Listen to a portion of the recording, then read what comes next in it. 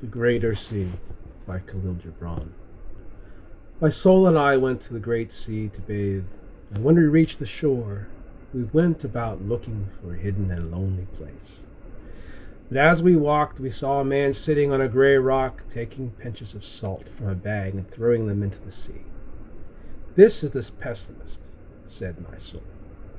"Leave us, leave this place. We cannot bathe here." We walked on until we reached an inlet.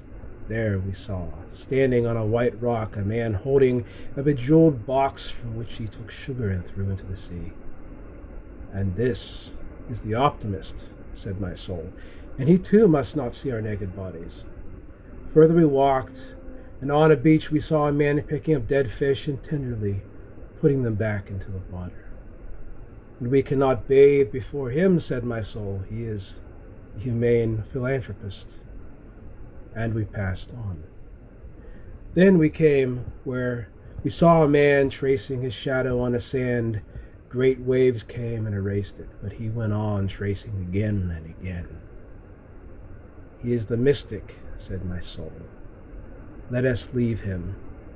And we walked on till a quiet cover we saw a man scooping up the foam and putting it into an alabaster bowl. "He's the idealist," said my soul. "Surely he must not see our misery." And we walked on. Suddenly we heard a voice crying, "This is the sea, this is the deep sea, this is the vast and mighty sea." And we reached, in the voice, it was a man whose back was turned to the sea, and his ear held a shell listening to its murmur. And my soul said, "Let us pass on. He is the realist who turns his back on the whole and cannot grasp, and busies himself with a fragment." So we passed on, and in a weedy place among the rocks was a man with his head buried in the sand. And I said to my soul, "We cannot bathe here, for we cannot see us." "Nay," said my soul, "for he is the deadliest of them all. He is the Puritan."